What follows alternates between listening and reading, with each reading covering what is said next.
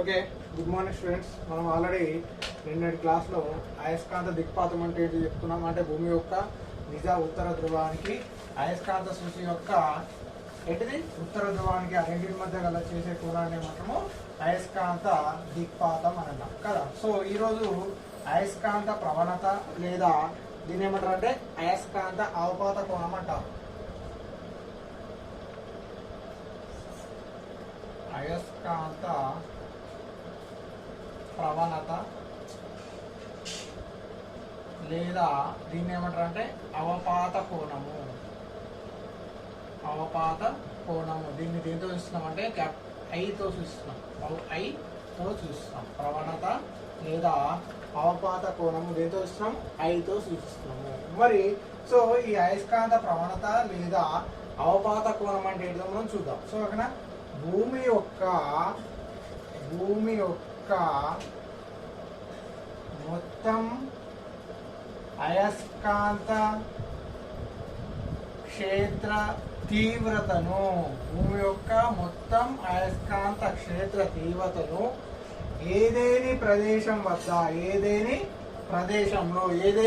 ప్రదేశంలో క్షితిజ సమాంతరంతో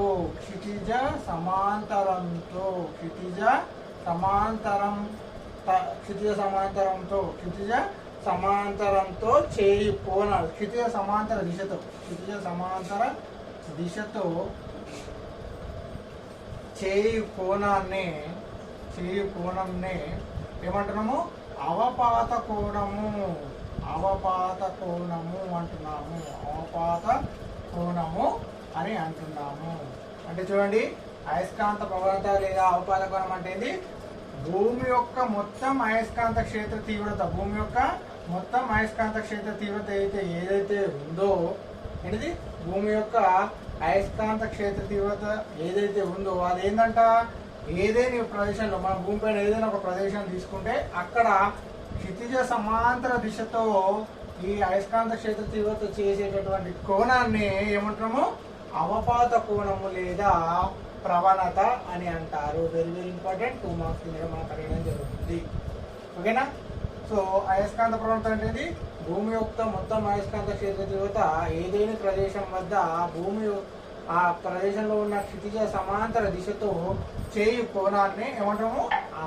ప్రవణత లేదా అయస్కాంత ప్రవణత లేదా అవపాత కోణం అంటారు. దీన్ని క్యాపిటల్ ఐతో సూచిస్తారు. మరి దిక్పాతం దేంతో చూస్తున్నాము?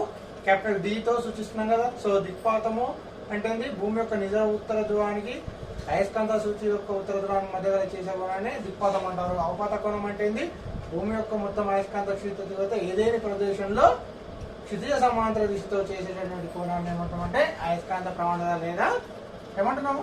అవపాత కోణము అని అంటున్నాము. ఇది కూడా ఇంపార్టెంట్ 2 మార్క్స్. సో దిక్పాతం అవపాత కోణంలో మనకు చాలాసార్లు 2 మార్క్స్ మీద అడగడం క్వశ్చన్ అడగడం జరిగింది. ఓకేనా? సో వీటి మీద మనకు ఈ దిక్పాతము అవపాత కోణాల మీద ఒక 4 మార్క్స్ క్వశ్చన్ ఉంది. ఆ క్వశ్చన్ ఏ విధంగా అడుగుతారో చూద్దాం. ఇప్పుడు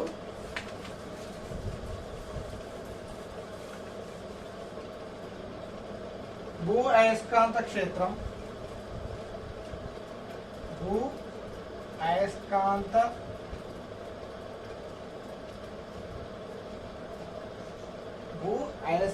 క్షేత్ర ప్రాథమిక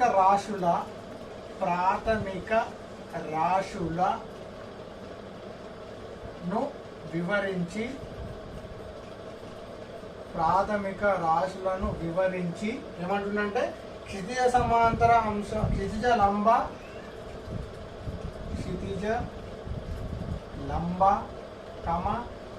క్షితిజ సమాంతర అంశం క్షితిజ లంబ మరియు క్షితిజ సమాంతర అంశాల మధ్య సంబంధాన్ని రాబట్టండి అంటాడు. సో చూడండి, దీనికి ఒక పటం ఉంది. మనం ఫస్ట్ పటం చూద్దాం. ఓకేనా?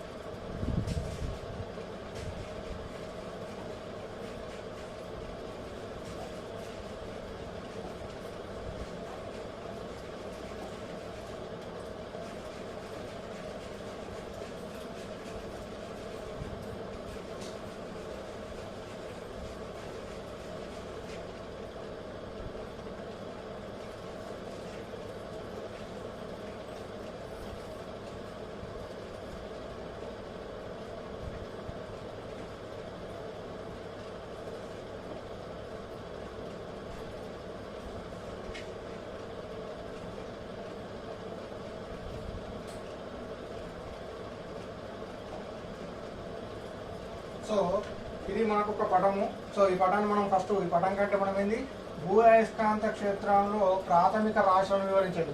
భూమి యొక్క అయస్కాంత క్షేత్రంలో ప్రాథమిక రాశులు అంటే ఏంటి అంటే దిక్పాతము, అవపాత కోణము, క్షితిజ సమాంతర అంశాలు, క్షితిజ సమాంతర దిశ అంశము, ఈ మూడు కూడా మనకేంటి భూ అయస్కాంత క్షేత్రం యొక్క ప్రాథమిక రాశులు అని అంటారు. మరి ఏ విధంగా అంటారంటే ఇప్పుడు చూడండి ఏమంటారంటే ఫస్ట్ చూడండి భూమి ఉపరితలంపై అంటే ఇది ఒక భూమి యొక్క ఉపరితలం అనుకోండి. సో ఫస్ట్ డెఫినేషన్ ఏంటంటే భూమి ఉపరితలంపై ఏదేని బిందువు వద్ద భూ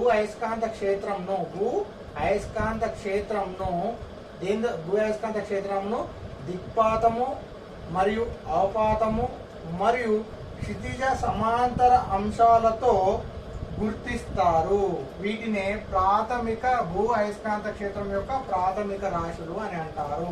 సో భూమి ఉపరితలంపై ఏదైనా బిందువు ఏమనుకుంటున్నాం పి. ఈ యొక్క భూమి యొక్క ఉపరితలంపై ఏదైనా బిందువు ఏమనుకుంటున్నాం పి. ఈ పి వద్ద భూ అయస్కాంత క్షేత్రం అంటే ఏంది బిఈ. అంటే భూ అయస్కాంత క్షేత్రం అంటే ఏంది బిఈని. ఈ బిఈని దేని ద్వారా గుర్తిస్తారంట? భూ అయస్కాంత క్షేత్రం దేని ద్వారా గుర్తిస్తారు? దిక్పాతము ఏంటంటే డి. దిక్పాతం అంటే ఏంటి? డి. అంటే నిజ ఉత్తర ధ్రువానికి భూమి యొక్క ఏంటి నిజ ఉత్తర ధ్రువానికి అయస్కాంత సూచీమ ఉత్తర ధ్రువానికి మధ్య చేసుకున్నాం అన్నాం కదా. దిక్పాతము మరియు ఏంటిది అవపాత కోణము. మనం అవపాత కోణం అంటే ఏమని చెప్పుకున్నాము? మళ్ళీ వీటిని డెఫినేషన్ మనం రాయాలా?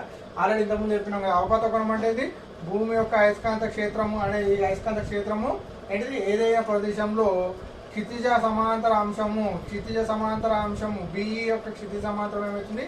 హెచ్ఈ అవుతుంది. భూమి యొక్క క్షితిజ సమాంతర అంశంతో చేయటువంటి కోణం డి. ఐ అంటే ఏమంటున్నాము? అవపాత కోణము. ఇక్కడ డి అంటే ఏంది? దిక్పాతము. ఐ అంటే ఏంది? అవపాత కోణము. ఈ పటంలో బిఈ అంటే ఏంది? భూమి యొక్క అయస్కాంత క్షేత్రము. అదేవిధంగా హెచ్ఈ అంటే ఏంది? భూమి యొక్క క్షితిజ సమాంతర అంశము. జెడ్ఈ అంటే ఏంది? భూమి యొక్క అయస్కాంత క్షేత్రం యొక్క క్షితిజ లంబాంశము. సో అయస్కాంత క్షేత్రం యొక్క ప్రాథమిక రాశులు అంటే ఏంటి? దిక్పాతము, అవపాత కోణము, క్షితిజ సమాంతరాంశం, క్షితిజ లంబాంశం అని చెప్తారు. సో ఇది దీని యొక్క డెఫినేషన్ ఏ విధంగా చెప్తామంటే భూమి ఉపరితలంపై ఏదైనా బిందువు ఏంటిది పి. ఇది పి వద్ద అయస్కాంత క్షేత్రంను భూమి యొక్క మొత్తం అయస్కాంత క్షేత్రంను ఎట్లా గుర్తిస్తారంట? దిక్పాతము మరియు అవపాత కోణము మరియు క్షితిజ సమాంతర అంశాలతో భూమి యొక్క మొత్తం అయస్కాంత క్షేత్రంను గుర్తిస్తారు. దీన్నే భూ అయస్కాంతం యొక్క ప్రాథమిక రాశులు అని అంటారు. ఏమంటారు? భూమి యొక్క అయస్కాంతం యొక్క ప్రాథమిక రాశులు అంటారు. సో ఇప్పుడు వివరణ చూద్దాం. దీన్ని ఎట్లా వివరిస్తాం చూద్దాం వివరణ. సో పి అనే బిందువు వద్ద భూమి ఉపరితలంపై ఏదైనా బిందువు ఏమనుకుంటాము? పి అనే బిందువు వద్ద భూమి యొక్క అయస్కాంత క్షేత్రం ఏమవుతుంది? బిఈ. భూమి యొక్క అయస్కాంత క్షేత్రం ఏమవుతుంది? ఫస్ట్ ఏమంటాము? భూ ఉపరితలంపై ఏదైనా బిందువు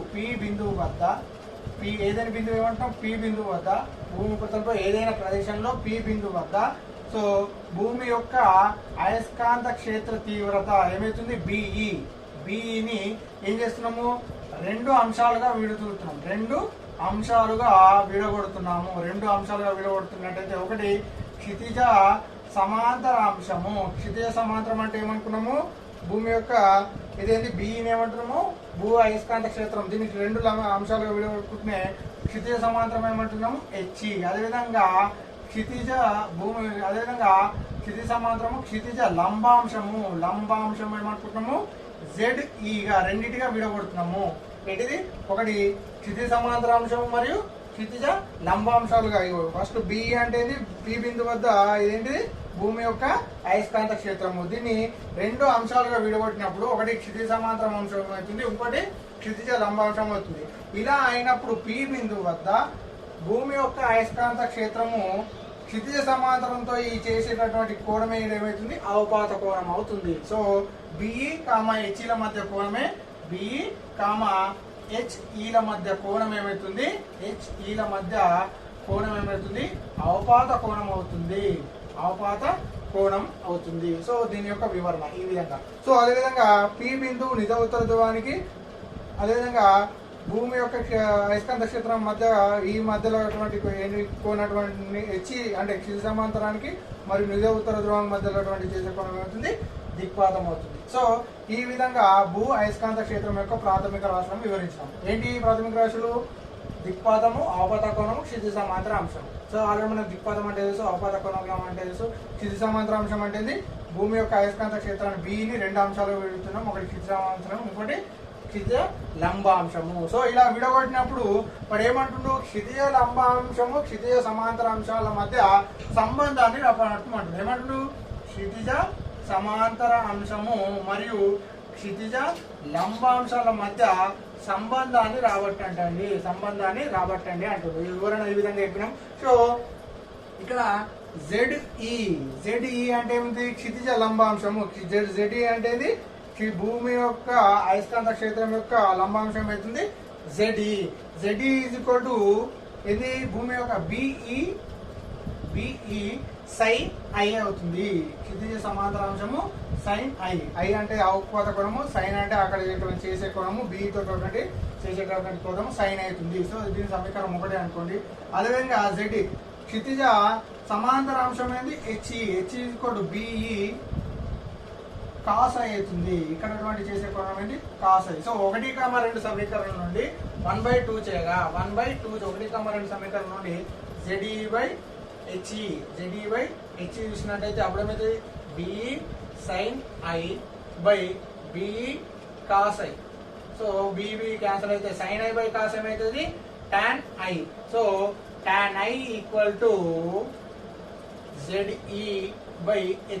సో ZE/HE అంటే క్షితిజ లంబాంశం బై క్షితిజ సమాంతర అంశాల మధ్య సంబంధం ఏమవుతుంది, టాన్ ఐ గా తెలియజేస్తుంది. ఇక్కడ ఐ అంటే ఏంది, అవపాత కోణము, అదేవిధంగా టాన్ అనేది దాని యొక్క టాంజెంట్ విలువ, ఐ అనేది దాని యొక్క కోణం అవుతుంది. సో క్షితిజ సమాంతరము మరియు క్షితిజ లంబాంశం మధ్య సంబంధం రావటం అంటే ZE/HE టాన్ ఐ అని రావడం జరిగింది. సో ఇది మనకు 4 మార్క్స్ ముందర అడగడానికి ఛాయిస్ ఉంటుంది, కానీ ఇలా మనకు చాలా టాపిక్ అనేది డెలిట్ చేయడం అని జరిగింది. నేను చెప్పినా కదా ఆల్రెడీ ఫారా డయాఫెర్రో అయస్కాంతాల గురించి తీసేయడం జరిగింది. దాని నుండి ఆ ఫారా అయస్కాంతాల మీద రెటెంటివిటీ, కోఎర్సిటివిటీ, హిస్టారిసిస్ అనే వాటి వక్రాల గురించి మనం ఆడడం జరిగింది. సో అవి కూడా దాని కిందనే వస్తాయి. మరి ఇంత పెద్ద టాపిక్ డెలిట్ చేసిండు. సో మనకు ఉన్న టాపిక్ ఇంట్లో మాక్సిమం నేను అనుకుంటున్నాయి సార్ 2 మార్క్స్ క్వశ్చన్స్, దీనిలో బేసిక్గా 2 మార్క్స్ క్వశ్చన్ మీదనే ఫోకస్ చేయడం జరుగుతుంది. సో ఈ విధంగా ఏంటిది భూ అయస్కాంత ప్రాథమిక రాశులు ఏంటి, దిక్పాతము అండ్ అవపాత కోణము అండ్ క్షితిజ సమాంతర అంశము. సో అవి ఏం చేస్తాయి, ఆ యొక్క భూమి యొక్క అయస్కాంత క్షేత్రాన్ని గుర్తిస్తాయి. ఏదైనా ప్రదేశంలో భూమి యొక్క అయస్కాంత బిందు వద్ద అయస్కాంత క్షేత్రాన్ని గుర్తిస్తాయి. వాటిని ఏమంటున్నాం, ప్రాథమిక రాశులు అంటాము. అదేవిధంగా వీటిని వివరించినాము. ఇలా ZE అంటే ఏంటి, BE అంటే ఏంటి, HE అంటే ఏంటి, B అంటే ఏంటి, I అంటే ఏంటి. సో అదంతా చెప్పిన తర్వాత క్షితిజ లంబాంశము మరియు క్షితిజ సమాంతరాంశాల మధ్య సంబంధం అంటే ZE BE సైన్ అవుతుంది, HE BE కాస్ అవుతుంది. 1,2 సమీకరణం నుండి మనము వాటి రెండింటి మధ్య సంబంధాన్ని రాబట్టవచ్చు. ఓకేనా, క్లియరా? సో ఇది దీనిలో అడిగినటువంటి ఈ విధంగా అడిగేటటువంటి క్వశ్చన్. మీరు దేని బేసిక్ దిక్పాతం, అవపాత కోణం దాని మీదకెళ్ళే, ఇవి మూల రాష్ట్రం మీదకెళ్ళే ఈ క్వశ్చన్ అనేది అడగడం జరుగుతుంది. ఓకేనా. నెక్స్ట్ అయస్కాంతత్వంలో గాస్ నియమము. అయస్కాంతత్వంలో గాస్ నియమము ఏ విధంగా ఉంటుందో చూద్దాం. సో మనము స్థిర విద్యుత్లో గాస్ నియమం తెలుసుకున్నాం కదా, తెలుసు కదా మనము. సో అయస్కాంతత్వంలో గాస్ నియమం చూద్దాం.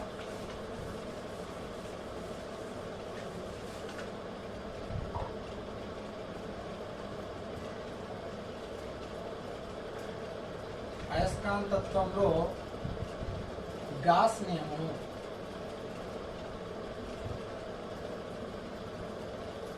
అయస్కాంతత్వంలో గాస్ నియమం, దీని కూడా ఒక పటం ఉంది, చిన్న పటం తీసుకున్నాం.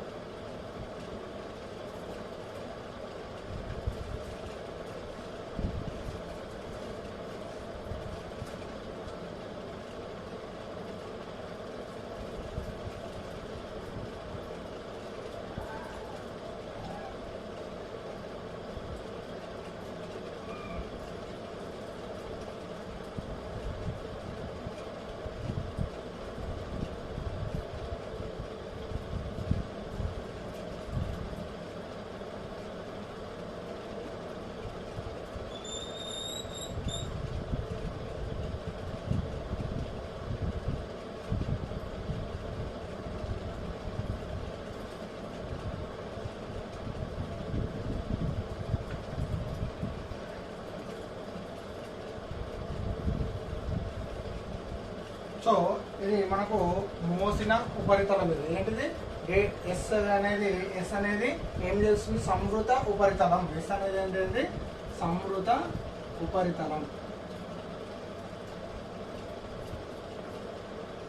నెక్స్ట్ ఇది డేటా ఎస్ అనేది సంవృత ఉపరితలంలో స్వల్ప వైశాల్యం అంటే అత్యధిక వైశాల్యంగా తీసుకుంటాం. స్వల్ప వైశాల్యంగా తీసుకుంటాం. సో ఇప్పుడు అయస్కాంతత్వంలో గాస్ నియమం ఏం చెప్తుందంటే ఏదైనా సంవృత తలం ఏదైనా రాస్తా చూడండి, ఏదైనా సంవృత తలం ద్వారా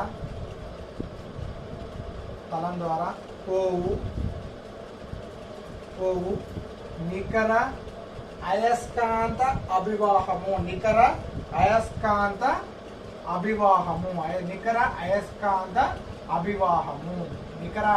అభివాహము అంటే ఇది పైబి ఎట్లా ఉంటుందంట? 0 అవుతుంది. పైబి అనేది 0 అవుతుంది. ఏదైనా సంవృత తలం ద్వారా పోవు నికర అయస్కాంత అభివాహం ఏమైతే 0 అవుతుంది. దీన్నే అయస్కాంతత్వంలో గాస్ నియమం అని అంటారు. మరి దీని ఎక్స్ప్లెనేషన్ చూడండి. ఏదైనా సంవృత తలం అంటే మూసిన తలం గుండా పోవు నికర అయస్కాంత అభివాహం అంటే నికర అయస్కాంత అభివాహం ఏమవుతుందంట? పైబి 0 అవుతుందంట. మరి అయస్కాంత అభివాహం అంటే ఏమనుకున్నాము? ఏదైనా నిర్దిష్ట లేదా ప్రమాణ వైశాల్యం గుండా పోవు ఏదైనా నిర్దిష్ట లేదా ప్రమాణ వైశాల్యం గుండా పోవు మొత్తం అయస్కాంత బలరేఖల సంఖ్యనే ఏమంటున్నాము? అయస్కాంత అభివాహం. ఆ తలం గుండా పోవు మొత్తం అయస్కాంత బలరేఖల సంఖ్యను ఏమంటున్నాము? అయస్కాంత అభివాహం అనుకున్నాం కదా. అయస్కాంత అభివాహం మనకు పైబి ఈక్వల్ మనకి ఏమని తెలుసు? ఆల్రెడీ చెప్పుకున్నాం. పైబి ఈక్వల్ టు BDS కదా. BDS delta s. సో ఈ పైబి అంటే అయస్కాంత అభివాహం ఈక్వల్ టు ఇది ఏమవుతుందంట? 0 అవుతుంది. అంటే 0 అవుతుందంటే ఈ అయస్కాంతత్వంలో గాస్ నియమం ఏం చేస్తుంది? మూసిన తలం గుండా పోవు అయస్కాంత ఎప్పుడైతే ఈ తలంలోకి ప్రవేశించే అయస్కాంత బలరేఖల సంఖ్య అదే తలం గుండా బయటకు వచ్చే అయస్కాంత బలరేఖల సంఖ్యకు మొత్తానికి సమానం అని చెప్తుంది. ఏది? ఈ అయస్కాంతత్వంలో గాస్ నియమం. ఏ తలంకి అయితే బలరేఖలు అయితే వెళ్తున్నాయో బయట నుంచి ఏది తలంలోకి వెళ్తున్నాయో అదే తలం నుంచి బయటకు వచ్చే మొత్తం బలరేఖల సంఖ్య ఇవి రెండు సమానం అని చెప్పేదే ఈ యొక్క అయస్కాంతత్వంలో గాస్ నియమం అని చెప్తున్నాం. సో దీని యొక్క ఎక్స్ప్లెనేషన్ చూసినట్టయితే సో వివరణ. సో ఒకటి ఏమంటుండు? పైబి ఈక్వల్ టు BDS ఈక్వల్ ఏమవుతుంది? 0 అవుతుంది అని అంటుంది కదా. సో ఇప్పుడు చూసుకున్నట్టయితే ఈ పటం అనేది ఏంది? సంవృత ఏకరీతి అయస్కాంత క్షేత్రంలో ఒక మూసిన ఏంది సంవృత తలాన్ని మనం అయస్కాంత క్షేత్రంలో ఉంచినట్టయితే దాని గుండా పోవు దాని గుండా అయస్కాంత బలరేఖలు పోయినట్టయితే దాని యొక్క స్వల్పాంశం ఏమవుతుంది? డెల్టా ఎస్ అవుతుంది. డెల్టా ఎస్ అనేది ఇందులో ఈ యొక్క తలం యొక్క స్వల్పాంశం డెల్టా ఎస్ గుండా పోవు ఏంటిది? డెల్టా ఎస్ గుండా పోవు మొత్తం అయస్కాంత అభివాహము. డెల్టా ఎస్ గుండా పోవు మొత్తం అయస్కాంత అభివాహము. డెల్టా ఎస్ గుండా పోవు మొత్తం అయస్కాంత అభివాహము. అంటే డెల్టా పై బి ఈక్వల్ ఏమవుతుందంటే BDS. డెల్టా ఎస్ లేదా డిఎస్ గా రాస్తాం. ఎందుకు? పై బి ఈక్వల్ మనకేమో తెలుసు? బి డెల్టా ఎస్ అని తెలుసుకోవచ్చు కదా. సో పై బి డిఎస్ అని గుర్తించవచ్చు. కానీ మనకేమని తెలుసు? ఈ మొత్తం అయస్కాంత అభివాహం ఏమవుతుంది? 0 అంటుంది. అప్పుడు నికర అయస్కాంత అభివాహం మనమేమన్నాము? నికర అయస్కాంత అభివాహం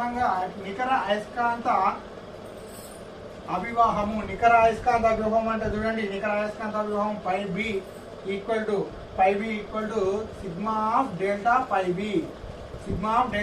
డెల్టా పైబి అంటే మనకేం తెలుసు? సిగ్మా అంటే మొత్తం నికర అంటే మొత్తం అయస్కాంత అభివాహము. Delta phi B equal BDS. B delta S equal ఏమవుతుంది? 0 అవుతుంది. అంటే phi B equal to 0. So phi B equal to 0. దీన్ని ఏ విధంగా రాస్తారంటే వైశాల్య మూలకాలు చిన్నగా అయినట్టయితే, ఈ వైశాల్య మూలకాలు డెల్టా ఎస్ అనేది వైశాల్య మూలకాలు చిన్నగా అయినట్టయితే దీన్ని ఏ విధంగా రాస్తామంటే డెల్టా ఎస్ అనేవి వైశాల్యాలు చిన్నగా ఉన్నట్లయితే పై సమీకరణం ఏది రాస్తాం, phi B equal to integration of BDS BDS equal to 0. దీన్ని ఏంటిది అయస్కాంతత్వంలో గాస్ నియమం అంటారు. Phi B equal to 0. కానీ దీన్ని ఏ రాస్తున్నాము, డెల్టా ఎస్ అనేది చిన్న చిన్న వైశాల్యాలు కాబట్టి phi B equal integration of BDS equal to 0. అంటే దీని గుండా పోవు మొత్తం నికర అయస్కాంత అభివాహం ఏమవుతుంది, 0 అవుతుంది. డెఫినేషన్ చెప్పినట్టు అంటే పై బి అంటే అయస్కాంత అభివాహం. సో ఇంటిగ్రేషన్ ఆఫ్ పై అంటే ఇలా మూసిన తలం గుండా పోవు మొత్తం నికర అయస్కాంత అభివాహం అనేది 0. దీన్ని అయస్కాంతత్వంలో గాస్ నియమం అంటారు. దీన్ని సమీకరణం దీన్ని ఏమంటారు, అయస్కాంతత్వంలో గాస్ నియమం అంటారు. దీన్ని స్థిర విద్యుత్తులో గాస్ నియమానికి అనువర్తించినట్టయితే అప్పుడు ఏమవుతుంది, phi E equal to integration of E d s equal to q by epsilon nought. ఇది మనకు తెలుసు కదా, స్థిర విద్యుత్తులో గాస్ నియమాన్ని తెలుపుతుంది. ఏంది, ఒక మూసిన తలం కూడా పోవు మొత్తం అయస్కాంత అభివాహం విద్యుత్ అభివాహం అనేది దేనికి ఎప్సిలాన్ నాట్ రేట్ ఆవేశాన్ని క్యూ బై ఎప్సిలాన్ నాట్ రేట్లు ఎక్కువ ఉంటుందని మనం ఆల్రెడీ స్థిర విద్యుత్తులో గాస్ నియమం చెప్పుకున్నాం కదా. సో సమీకరణం 1ని స్థిర విద్యుత్తులో గాస్ నియమానికి అనువర్తించినట్లయితే అప్పుడు మీద phi equal integration of BD equal Q by epsilon nought అనేది రావడం జరుగుతుంది. సో మనకు ఇది ఏంటిది అయస్కాంతత్వంలో గాస్ నియమాన్ని తెలుపుతుంది. సమీకరణం 1 అనేది అయస్కాంతత్వంలో గాస్ నియమాన్ని తెలుపుతుంది. సో ఈ విధంగా అయస్కాంతత్వంలో గాస్ నియమాన్ని ఏ విధంగా చూస్తారో మనం ఈ విధంగా చూడొచ్చు. ఓకేనా. సో ఫస్ట్ ఏంటి, అయస్కాంతత్వంలో గాస్ నియమం ఏదైనా సంయుక్త తలంగా ఉన్నప్పుడు నికర అయస్కాంత అభివాహం 0. కానీ అయస్కాంత అభివాహం అంటే మనకు ఆల్రెడీ చెప్పుకున్నాం ఏంటిది, పై బి ఈక్వల్ బిడిఎస్. మనం స్టార్టింగ్ లో చెప్పుకున్నాము అయస్కాంత అభివాహము ఏంటిది, ఒక నిర్దిష్ట వైశాల్యం లేదా ప్రమాణ వైశాల్యం గుండా మొత్తం అయస్కాంత బలరేఖల సంఖ్యనే ఏమంటున్నాము, అయస్కాంత అభివాహం. ఈ అయస్కాంత అభివాహం అంటే 0 అవుతుంది. ఎందుకు 0 అవుతుంది, ఇందులో ప్రవేశించే అయస్కాంత బలరేఖలు, తలంలోకి ప్రవేశించే అయస్కాంత బలరేఖల సంఖ్య ఈక్వల్ టు ఈ తలం నుంచి బయటకు పోయే అయస్కాంత బలరేఖల సంఖ్యకు సమానం అవుతుందని ఈ డెఫినేషన్ అనేది చెప్తుంది. సో అప్పుడేమవుతుంది, ఈ పటం ద్వారా ఈ డెల్టా ఎస్ అనేది చిన్న వైశాల్యంగా తీసుకున్నట్లయితే ఈ డెల్టా ఎస్ గుండా పోయే అయస్కాంత అభివాహం అనేది ఏమవుతుంది, 0 అవుతుంది అని చెప్తుండ్రు. సో అప్పుడు delta phi B equal to b d s అంటే ఇది పై బి ఈక్వల్ టు అయస్కాంత అభివాహం కదా. సో కానీ ఇదంతా ఏమవుతుంది, కానీ మనకేంది నికర అయస్కాంత అభివాహం అంటే పై బి ఈక్వల్ టు నికర అంటే మొత్తం అయస్కాంత అభివాహం summation of delta phi B. So delta phi B అంటే బిడిఎస్. సో ఇది మొత్తం ఏమైతే 0 అవుతుంది. డెల్టా ఎస్ అనే చిన్న అల్పవాంశాలు కాబట్టి దాన్ని ఏ విధంగా రాసుకోవచ్చు, pi B is equal integration of BDS equal 0. దీన్ని అయస్కాంతత్వంలో గాస్ నియమం అంటారు. దాన్ని స్థిర విద్యుత్తులో గాస్ నియమంగా రాసినట్టయితే సమీకరణం అనేది రావడం జరుగుతుంది. సో ఈ విధంగా అయస్కాంతత్వంలో గాస్ నియమాన్ని ఈ విధంగా వివరించవచ్చు. సో ఇది కూడా మనకు 4 మార్క్స్ క్వశ్చన్ కింద అడగడం జరుగుతుంది. ఓకేనా. సో ఇది మనకున్నట్టు సిలబస్. అదేవిధంగా ఇందులో మనకు పారా డయా ఫెర్రో అయస్కాంత పదార్థాలు మనకు తీసేసిండు. కానీ ఒకసారి చూద్దాం అది ఎట్లుంటుందో. పారా అయస్కాంత పదార్థాలు అంటే ఏంది, డయా ఫెర్రో అయస్కాంత పదార్థాలు ఏ విధంగా ఉంటాయో చూద్దాం.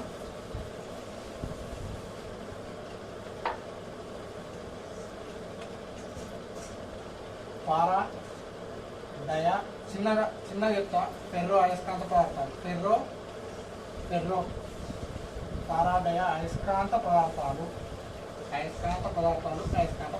సో పారా అయస్కాంత పదార్థాలు అంటే చూడండి, ఈ పదార్థాలు ఏ పదార్థాలను అయస్కాంత క్షేత్రంలో స్వేచ్ఛగా వేరే అయస్కాంత క్షేత్రంలో ఈ పదార్థాలను పారా అయస్కాంత పదార్థాలు అంటే ఈ పదార్థాలను అయస్కాంత క్షేత్రంలో ఉంచినప్పుడు అయస్కాంత క్షేత్ర దిశలోనే, చూడండి ఏమంటుండు, అయస్కాంత క్షేత్ర దిశలోనే బలహీనంగా అయస్కాంతీకరణం చెందుతాయి. అయస్కాంతీకరణం చెందుతాయి. అలాంటి పదార్థాలను ఏమంటున్నాము, పారా అయస్కాంత పదార్థాలు అంటున్నాం. అంటే అయస్కాంత క్షేత్రంలో ఈ పదార్థాలను ఉంచినట్టయితే ఏమవుతుంది, అయస్కాంత క్షేత్ర దిశలోనే ఏమవుతున్నాయి, అయస్కాంతీకరణ చెందుతాయి. కానీ ఎట్లా చెందుతాయి, బలహీనంగా అయస్కాంతీకరణ చెందుతాయి. అలాంటి పదార్థాలనే పారా అయస్కాంత పదార్థాలు అంటారు. ఎగ్జాంపుల్ చూసినట్టయితే అల్యూమినియం, మెగ్నీషియం, మాంగనీస్, ఓకేనా, మాంగనీస్ అండ్ ప్లాటినం ఇలాంటి మొదలైన ఈటీసీ ఎక్స్ట్రా పదార్థాలను ఏమంటున్నాం పారాయస్కాంత పదార్థాలు అంటున్నాం. ఓకేనా. నెక్స్ట్ డయాయస్కాంత పదార్థాలు అంటే ఏంటంటే అయస్కాంత క్షేత్ర దిశలో అయస్కాంత క్షేత్ర దిశకు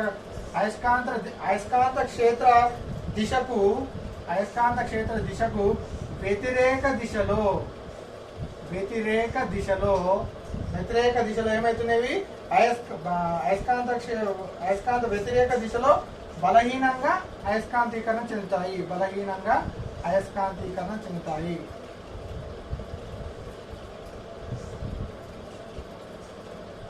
అలాంటి పదార్థాలను ఏమంటామంటే డయాయస్కాంత పదార్థాలు అంటారు. ఎగ్జాంపుల్ బంగారము, రాగి, బంగారము, వజ్రము, పాదరసము, నీరు మొదలైనవి ఎక్స్ట్రా. సో చూడండి, డయాయస్కాంత పదార్థాలు అంటే ఇవి అయస్కాంత క్షేత్ర దిశలో ఉంచినట్టయితే, ఈ పదార్థాలు ఉంచినట్టయితే అయస్కాంత క్షేత్ర దిశలో ఇవేంది వ్యతిరేకంగా అయస్కాంత క్షేత్ర దిశకు ఎట్లుంటున్నాయి వ్యతిరేకంగా బలహీనంగా అయస్కాంతీకరణ చెందుతాయి. ఇవి అయస్కాంత క్షేత్ర దిశలోనే బలహీనంగా వ్యతికరణ చెందుతాయి. ఇవి అయస్కాంత క్షేత్ర దిశకు వ్యతిరేకంగా బలహీనంగా చెందుతాయి. అలాంటి పదార్థాలను డయాయస్కాంత పదార్థాలు అంటాడు. ఫెర్రో అయస్కాంత పదార్థాలు అంటే ఈ పదార్థాలను అయస్కాంత క్షేత్రంలో ఉంచినట్టయితే అయస్కాంత క్షేత్ర దిశలోనే బలహీనంగా బలంగా అయస్కాంతీకరణం చెందుతాయి. సో ఇలాంటి పదార్థాలను ఏమంటారు అంటే ఫెర్రో అయస్కాంత పదార్థాలు అంటారు. వీటికి ఎగ్జాంపుల్ తీసుకున్నట్టయితే ఇనుము, కోబాల్ట్, నికెల్, గడలోనియం వంటి పదార్థాలు. సో ఇవి ఫెర్రో అయస్కాంత పదార్థాల కిందకి వస్తాయి. చూడండి, ఇవి రెండు కూడా బలహీనంగా అయస్కాంతీకరణ చెందుతాయి. అయస్కాంత క్షేత్రంలో ఉంచినప్పుడు రెండు కూడా పారాడయ బలహీనంగా, ఇదేమో అయస్కాంత క్షేత్ర దిశలోనే బలహీనంగా అయస్కాంతీకరణ చెందుతాయి. ఇవి అయస్కాంత క్షేత్ర దిశకు వ్యతిరేకంగా బలహీనంగా అయస్కాంతీకరణ చెందుతాయి. కానీ ఫెర్రో అయస్కాంత పదార్థాలు అయస్కాంత క్షేత్రము బలంగా అయస్కాంతీకరణ చెందుతాయి. సో వీటినే ఫెర్రో అయస్కాంత పదార్థాలు అంటారు. సో ఈ విధంగా అయస్కాంత పదార్థాలు 3 రకాలు, పారాడయ, ఫెర్రో అయస్కాంత పదార్థాలు అంటారు. సో ఈ టాపిక్ అనేది తీసేయడం జరిగింది, కానీ ఒకసారి చూద్దామని చూపెట్టిన. ఓకేనా. సో అదేవిధంగా ఇంకొక టాపిక్ ఉంది ఏంటంటే రిటెంటివిటీ,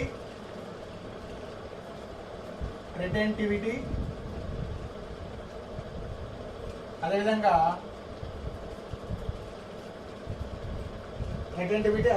కోయర్సివిటీ, మూడోది హిస్టారిసిస్ అనేటి వక్రాలు. సో ఈ రిటెంటివిటీ, కోయర్సివిటీ అంటే చూద్దాం. సో ఫస్ట్ ఏంటిదంటే రిటెంటివిటీ. సో రిటెంటివిటీ అంటే ఏం లేదమ్మా, సో అయస్కాంతీకరణ బలం. ఏంటిది? అయస్కాంతీకరణ బలం అనేది హెచ్ను సున్నాకు తగ్గించినట్లయితే అయస్కాంతీకరణ బలం సున్నాకు తగ్గించినట్లయితే ఫెర్రో అయస్కాంత పదార్థాల ఏంటిది? ఫెర్రో అయస్కాంత పదార్థాల అయస్కాంత క్షేత్ర తీవ్రతను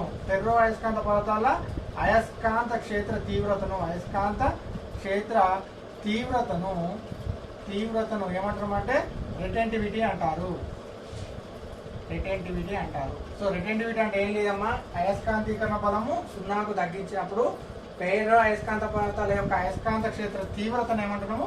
రిటెంటివిటీ అంటున్నాము. నెక్స్ట్ ఏమంటున్నాము? కోయర్సివిటీ అంటే చూడండి, కోయర్సివిటీ అంటే ఏంటంటే ఈ రిటెంటివిటీని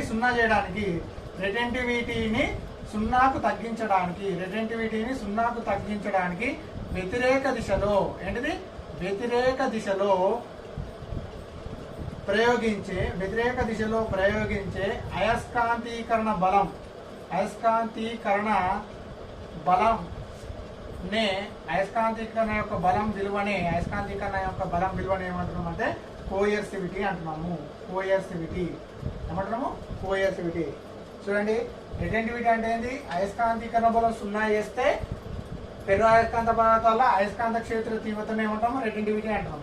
కోయర్సివిటీ అంటే రిటెంటివిటీని 0 చేయడానికి వ్యతిరేక దిశలో ఏం ప్రయోగిస్తున్నాం? అయస్కాంతీకరణ బలాన్ని ప్రయోగిస్తున్నాం. ఆ ప్రయోగించిన విలువని ఏమంటున్నాం అంటే కోఎర్సివిటీ అంటున్నాం. సో హిస్టారిసిస్ అంటే ఏంటంటే చూడండి, హిస్టారిసిస్ అనేది ఏం చెప్తుంది అంటే బి కామా హెచ్ ల మధ్య సంబంధాన్ని తెలుపుతుంది. బి కామా హెచ్ ల మధ్య సంబంధాన్ని తెలుపుతుంది. బి కామా హెచ్ అంటే ఏంది మరి? హెచ్ అంటే అయస్కాంత క్షేత్ర తీవ్రత, బి అంటే ఏంది అయస్కాంత ప్రేరణ. అంటే అయస్కాంత ప్రేరణ మరియు అయస్కాంత క్షేత్ర తీవ్రతల మధ్య సంబంధం తెలిపేదే హిస్టారిసిస్ అంటారు. ఈ హిస్టారిసిస్ లో అయస్కాంత క్షేత్రాన్ని పెంచినట్టయితే అయస్కాంత ప్రేరణ పెరుగుతుంది, అయస్కాంత క్షేత్రాన్ని తగ్గించినట్టయితే అయస్కాంత ప్రేరణ తగ్గుతుంది. అంటే క్షేత్ర తీవ్రత పెంచితే అయస్కాంత ప్రేరణ పెరుగుతుంది, క్షేత్ర తీవ్రత తగ్గించినట్టయితే అయస్కాంత ప్రేరణ అనేది తగ్గుతుంది. సో దాని యొక్క పటాన్ని చూసినట్టయితే ఈ విధంగా ఉంటుంది. సో ఒకసారి చూడండి. సో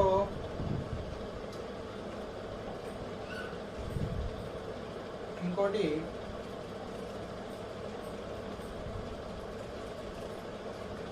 ఇప్పుడు చూడండి, ఈడ ఏమవుతుంది రెటెంటివిటీ, ఇది రెటెంటివిటీ అని అంటారు. దీన్ని ఏమంటారంటే కోఎర్సివిటీ. సో ఇక్కడ కూడా ఇదేమో మెత్తని ఇనుము, ఇదేమో ఉక్కు. సో మెత్తని ఇనుము ఉక్కులో హిస్టారిసిస్ వక్రాలు ఏ విధంగా ఉంటాయంటే ఈ విధంగా ఉంటాయి. సో ఇది హెచ్, ఇది బి. అంటే ఎక్స్ అక్షంలో హెచ్, వై అక్షంలో బి తీసుకుంటున్నాము. ఇది ఎక్స్ డాష్, ఇది వై డాష్. అంటే హెచ్ పెరిగిన కొద్దీ అయస్కాంత క్షేత్ర తీవ్రత పెరిచిన కొద్దీ అయస్కాంత ప్రేరణ అనేది పెరుగుతుంది, అయస్కాంత క్షేత్ర తీవ్రత తగ్గించిన కొద్దీ అయస్కాంత ప్రేరణ అనేది హెచ్బిల మధ్య సంబంధాన్ని తెలిపేది హిస్టారిసిస్. మరియు రాగి అదేవిధంగా ఉక్కు మరియు మెత్తని ఇనుము వద్ద హిస్టారిసిస్ వక్రాలు చూసుకున్నట్టయితే ఈ విధంగా ఉంటాయి. ఈ వక్రాలను ఇదేమో మెత్తని ఇనుము యొక్క హిస్టారిసిస్ వక్రం అంటారు, ఇది ఉక్కు యొక్క హిస్టారిసిస్ వక్రం అంటారు. మెత్తని ఇనుములో రెటెంటివిటీ ఏర్పడుతుంది, ఇక్కడ రెటెంటివిటీ అంటారు, దీన్ని కోఎర్సివిటీ అంటారు. దీనిలో కూడా ఇది రెటెంటివిటీ అవుతుంది, అదేవిధంగా ఇక్కడ కోఎర్సివిటీ అనేది రావడం జరుగుతుంది. ఈ రెండిట్లో మెత్తని ఇనుము ఉక్కులో ఏంది వాయు యొక్క వక్రాలు అనేది ఉంటుంది. సో ఇవి కూడా బేసిక్ అండ్ ఫెర్రో అయస్కాంత పదార్థాల మీద కాబట్టి సో ఇది తీసేసిన టాపిక్ లో ఉంది, కానీ ఒకసారి ఎక్స్ప్లెయిన్ చేద్దామని చేసిన. ఓకేనా, క్లియరా? సో దీంతో మీకు ఈ అయస్కాంత ద్రవ్యం అనే యూనిట్ అనేది కంప్లీట్ అయింది. ఇంకెళ్ళి మాక్సిమం మీకు ఈసారి 2 మార్క్స్ కంపల్సరీ అడుగుతారు. 4 మార్క్స్ అడిగినా మనం ఇంతకుముందు చెప్పిన దానికెళ్ళి 4 మార్క్స్ అనేది రావడం జరుగుతుంది. ఓకేనా, మళ్ళీ రేపటి క్లాస్లో కొత్త క్లాస్ నుంచి కొత్త చాప్టర్ స్టార్ట్.